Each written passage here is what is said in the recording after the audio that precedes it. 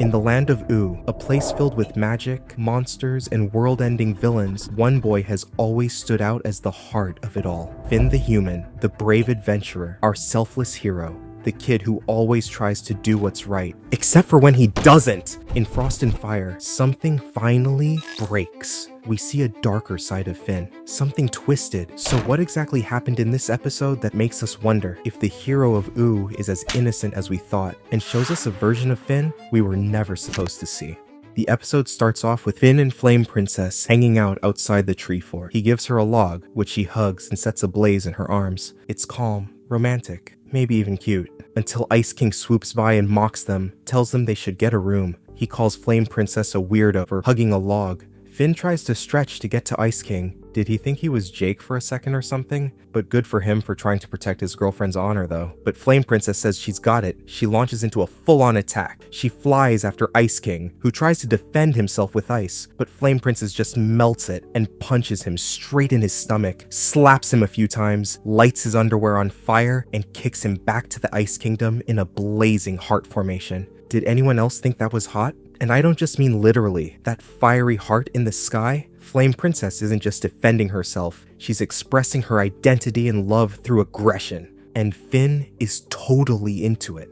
Later that night, Finn goes to bed, and his dream begins. Smoke rises and he asks, "What's cooking? Smells good." Then he realizes it's him. He's on fire, and Flame Princess is the one burning him just below the waist. At first, he screams in pain, but then starts laughing with pleasure, his tongue out, his eyes wide. What the heck is happening? This isn't just dream logic, it's a sexual fantasy. Finn is literally turned on by being consumed by Flame Princess's power, and the dream disguises it under the surrealism of fire and pain. This is Finn's adolescent desire, twisted into imagery he doesn't even fully understand. He's not emotionally mature enough to process it, so he acts on instinct, and that's where things go wrong. Then he wakes up from hearing slight talking. It's just Jake making eggs. He excitedly tells Jake about the dream. He tells him that it was about Flame Princess and his body being on fire, and he thinks it was inspired by the battle with Ice King. Jake tells him about his own dream at breakfast, but Finn isn't even listening. He's already scheming. He wants the dream again, so he comes up with a plan.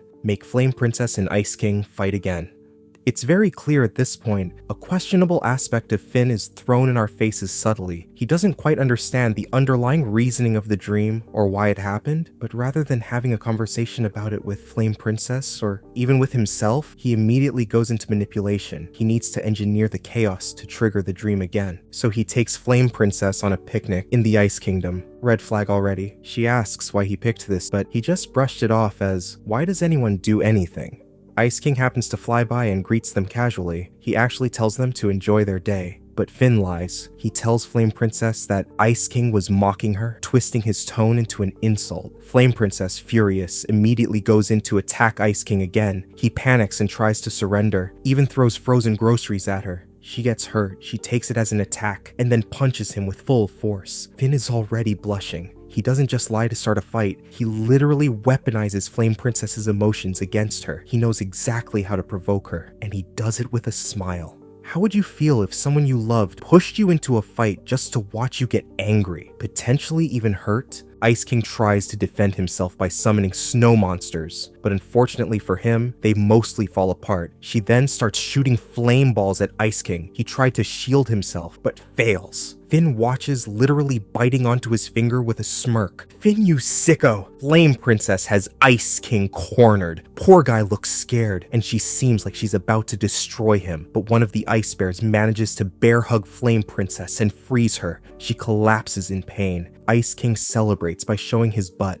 Finn runs to check on her and tell Ice King to leave, and he flies off. She assures him she'll be okay, she just needs a good night's sleep. As for Finn, he's already thinking about getting sleep to have his dream again. At this point, it's not even about Flame Princess anymore. Finn's thinking like an addict. She's literally his girlfriend hurt on the ground, and all he is thinking about is chasing a rush, no matter who gets hurt. Back at the tree fort, Finn swallows his milk, puts on sleep music from BMO, and forces himself to sleep. It works. He dreams again. Same setup, but this time, it's Ice King blasting him with ice. It feels awful. And then, the cosmic owl appears, laughing. It's a nightmare. He wakes up in a panic and tells Jake about the dream, but the moment he mentions Cosmic Owl, Jake spits his coffee everywhere. Jake's terrified. He tells Finn that the Cosmic Owl means it's a prophetic dream, and he needs to finish the original dream, and that he needs to get them to fight again so that he can finish the dream. Finn is convinced he has to finish it. The Cosmic Owl only appears in dreams that reveal deep, often painful truths, but in this dream, it really isn't what they think. It's not a deep truth about anything other than the obvious dark truth about Finn's capabilities. So, what does Finn do? He writes fake letters. One to Ice King, pretending to be Flame Princess. Another to Flame Princess, pretending to be Ice King. Both are cruel, insulting, and deeply personal. He's not just lying. He's using private things he knows to hurt them. This is emotional warfare. He's faking vulnerability, exploiting trust, and turning two people against each other just to get another hit of that dream high, which he has convinces himself he needs to know. He hand delivers the letters and the plan works. The two meet and clash in a massive, fiery aerial battle. It escalates fast, from talking fireballs, ice bolts, and then a giant explosion. It sends them both flying. But it's not over. Flame Princess enters, flame mode giant. Ice King summons a giant snow warrior to fight her, and they battle. She overpowers it. Penguins run. The landscape melts. Finn watches from the shadows. He now thinks maybe he went a bit too far, but it's too late. The heat knocks him out.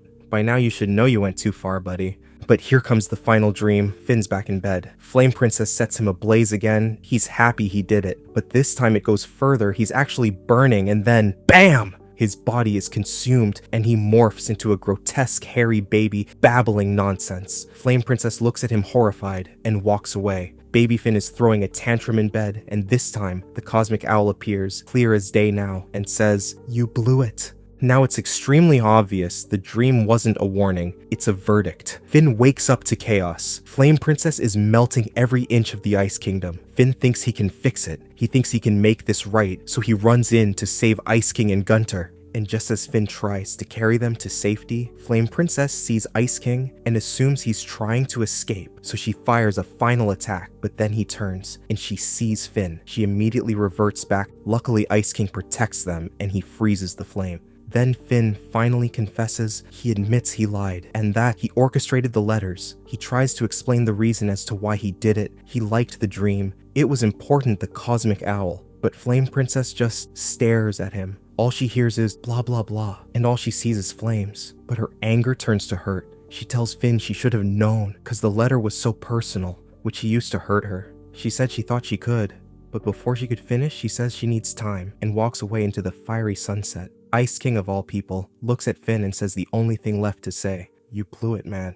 What makes Frost and Fire so disturbing isn't just that Finn lies, it's that he does it with intention. This isn't a mistake, it's a decision. A version of Finn we haven't seen before. Someone selfish and emotionally reckless takes over, and the show doesn't try to soften it. It exposes it. Everything starts with the dream. Finn sees himself on fire, panicking at first, until he looks down and realizes Flame Princess is burning him just below the waist. Suddenly, the fear disappears. He starts laughing. He likes it. The show makes no efforts to hide it. This is Finn's first intense, confusing surge of adult pleasure. Raw, bodily, and totally unfamiliar. It's not love, it's sensation. It hits him in a way nothing else ever has. He can't explain it, but he knows one thing for sure. He needs to feel it again. That feeling becomes his obsession, not the relationship, not Flame Princess, the feeling. And to get it back, he's willing to do anything. He lies, he deceives, he pits people against each other. His plan to fake letters and provoke a fight isn't some harmless prank, it's targeted emotional manipulation, using the most personal parts of his relationship to deliberately hurt her and recreate the fantasy. Then comes the second dream, and it completely flips the tone. This time, it's not Flame Princess setting him on fire, it's Ice King hurling ice directly at his groin.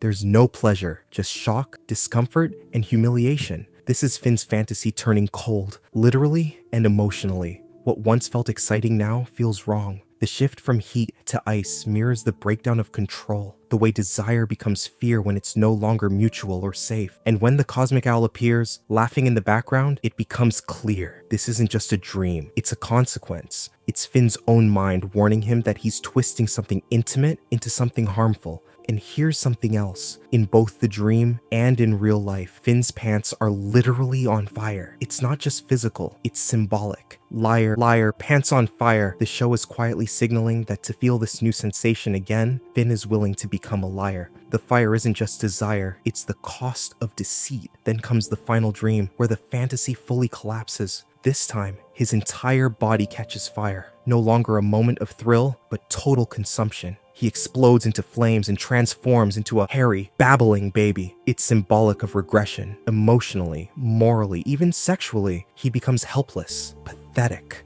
exposed. The cosmic owl appears clear and cold and finally says it, "You blew it." When Finn wakes up, everything is ruined. The Ice Kingdom is destroyed. Gunter nearly dies. Flame Princess walks away from him not out of anger, but disappointment. There's no big redemption here. The show doesn't comfort him. It condemns him. He wanted to feel something, and he destroyed everything in the process. This episode shows us very clearly that under the right circumstance, given the right conditions, even the hero can be a villain. So here's my question to you. Was this the moment Finn lost his innocence, or the moment we realized this is just who he really is? Let me know what you think about this in the comments, and if you want more deep dives like this, hit that subscribe button and binge watch the other videos on my channel.